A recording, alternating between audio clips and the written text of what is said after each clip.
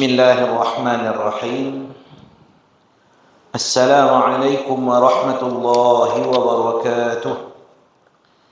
Alhamdulillahilladzi hadana lihada wa ma kunna linahtadiya laula an hadana Allah. Asyhadu an la ilaha illallah wahdahu la syarika lah. Wa asyhadu anna Muhammadan abduhu wa rasuluh. Allahumma fassalli wa sallim ala habibika wa uswatina wa qudwatina wa sayyidina Mustafa. Allahumma salli ala Muhammad wa ala alihi wa ashabihi ajma'in. Ya ayyuhalladzina amanu taqullaha haqqa tuqatih wa la tamutunna illa wa antum muslimun. Bapak-bapak, ibu-ibu, jamaah musalla al-hidayah rahimani wa rahimakumullah. Kita lanjutkan kajian kitab Khawatir Qur'aniyah, yaitu masih dalam surah Al-Anbiya, yang mana Bapak Ibu yang dirahmati Allah, pada pertemuan kita sebelumnya hari Sabtu yang lalu kita sudah memulai pembahasan dalam surah Al-Anbiya ini, yaitu yang pertama mengungkap kisah Nabi sallallahu alaihi wasallam, mengungkap kisah para nabi, mengungkap kisah para nabi dan apa peran-peran daripada nabi terhadap manusia. Yang pertama sekali adalah memberi peringatan, memberikan amaran bahwa jangan sampai manusia lengah, karena Bapak Ibu yang dirahmati Allah, penyebab sesatnya manusia sepanjang masa di setiap tempat dan di keadaan apapun adalah akibat kelengahan. Kita melihat Nabi Adam terusir dari surga akibat kelengahan terhadap perintah Allah. Ketika kaum Nabi Nuh dibinasakan oleh Allah, itu berasal dari kelalaian mereka dan ketidakmauan mereka belajar terhadap tauhid yang diajarkan oleh Nabi Nuh. Nah, jadi kepada kita umat Nabi Muhammad disampaikan dalam Al-Quran ini bahwa kita ini jangan sampai lengah terhadap aturan-aturan syariat yang ada. Makanya Allah berikan peringatan, iqtaraba lin-nasi hisabuhum wa hum fi ghaflatin mu'ridun. Semakin dekat waktu hisabnya manusia, tapi manusia sayang masih saja mereka lalai dan memalingkan diri mereka. Nah, Bapak Ibu yang dirahmati Allah, kalau kita melihat pada contoh di zaman Nabi Nuh alaihissalam, bagaimana Allah menggambarkan kaum Nabi Nuh ketika didakwahi, ya, mereka meletakkan telunjuk mereka di lubang-lubang telinga mereka. Seperti itu mereka lengah, sombong, tidak mau mendengarkan risalah yang disampaikan oleh Nabi Nuh alaihissalam. Pada akhirnya bagaimana? Mereka akhirnya dibinasakan oleh Allah Subhanahu wa taala. Bapak saudaraku, kita saat ini di zaman yang modern ini begitu banyak media untuk belajar. Berapa banyak sarana untuk kita dapatkan untuk mendapatkan ilmu. Maka alangkah sayangnya dengan canggihnya atau modernnya saat ini kita tidak memanfaatkannya untuk membuat kita semakin taat kepada Allah Subhanahu wa taala. Bahkan kita pun tidak sanggup hadir di majelis ilmu, bisa diputar di media sosial dan segala macamnya.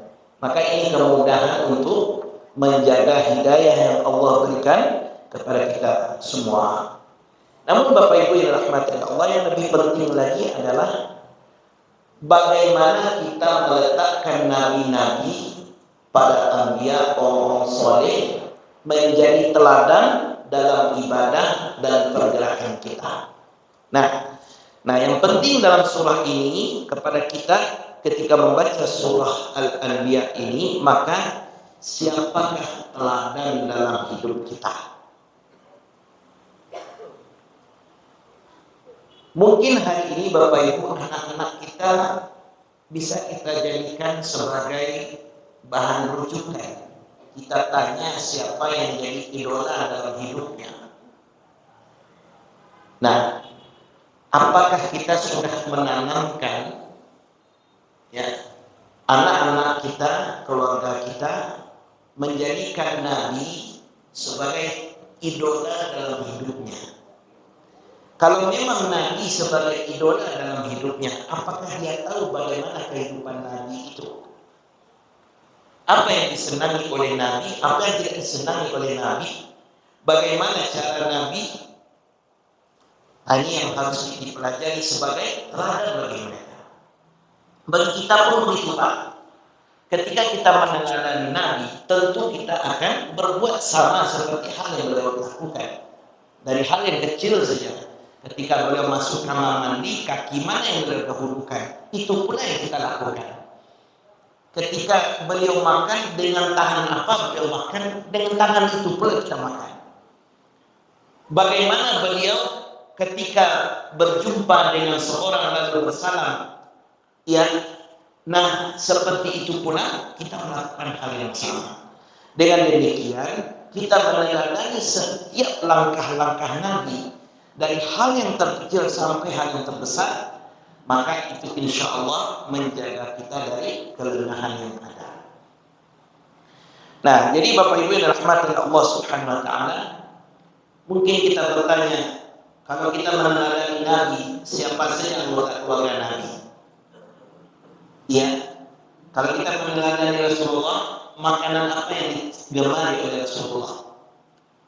Ketika kita meneladani Rasulullah, apa saja amal-amal yang disenangi oleh Rasulullah, itu yang akan kita hidupkan. Misalnya Bapak Ibu, salah seorang sahabat Nabi yaitu Ibnu Umar, saking beliau meneladani Nabi, beliau melihat Nabi dimanapun duduk, Nabi berzikir, Rabbighfirli wa tub alayya innaka antat tawwabur rahim. Itu bacaan Nabi dimanapun beliau duduk. Maka Ibnu Umar pun mempraktekkannya karena kecintaannya kepada Nabi SAW. Dimanapun dia duduk, dia pun membaca zikir yang sama, Rabbighfirli wa tub alayya innaka antat tawwabur rahim. Yang lebih luar biasanya lagi Abu Hurairah. Karena beliau meneladani Rasulullah, beliau tuh berjalan ke masjid seperti mencari barang yang hilang. Ditanya oleh sahabat yang lain, wahai Abu Hurairah, apa yang kau cari? Barang apa yang kececer atau yang hilang kau cari? Aku tidak mencari barang yang hilang, tapi aku mencari di mana bekas telapak kaki Rasulullah berjalan. Aku ingin juga menginjakkan kakiku di sana. Tuh. Untuk berjalan saja tapak kaki Rasulullah diteladani, apalagi hal yang besar diteladani.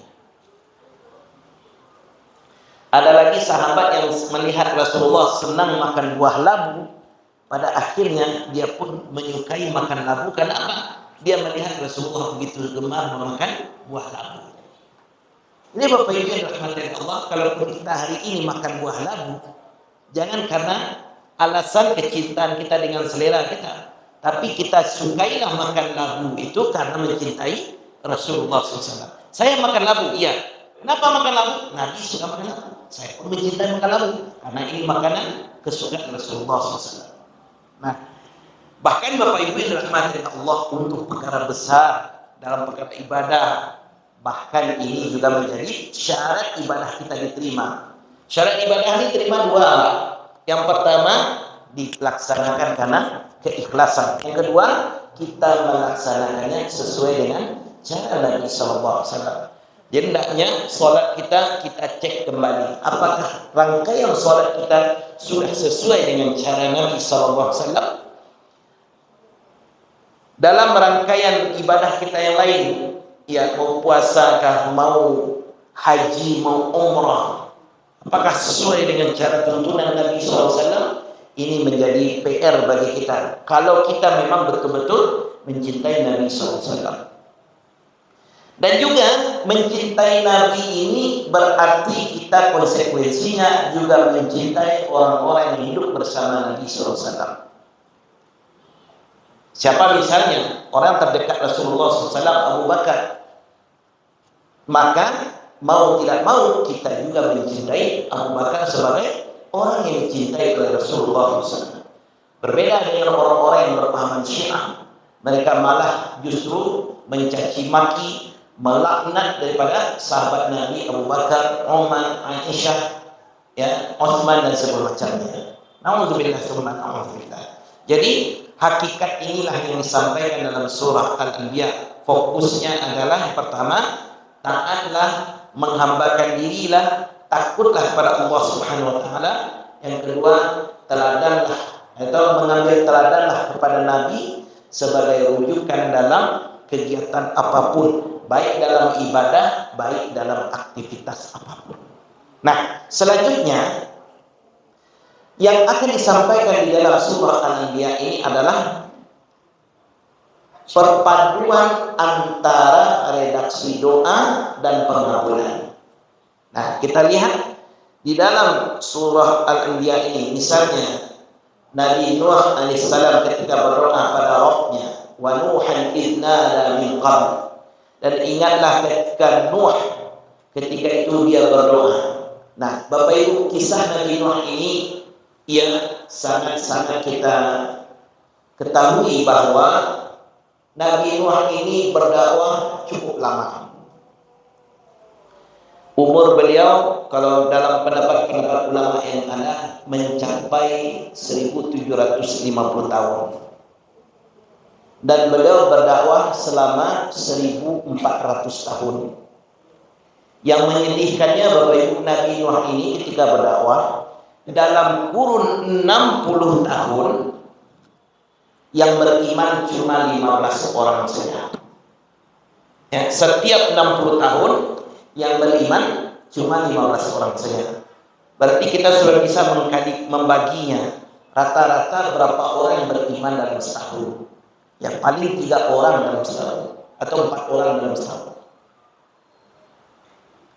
Nah, ketika Nabi Nuh sudah di titik nadirnya berdakwah, sampai berdakwah ditutup telinganya oleh kaumnya, sampai yang menyembunyikan wajahnya dengan pakaiannya, akhirnya Nabi Nuh sampaikan kepada Allah. Dan ini Allah dibandingkan dalam surat Nuh surat 71, Rabbi la tadhar fil ardi minal kafirin dayara. Ya Allah, jangan kau siswai orang kafir di bumi, ya Allah.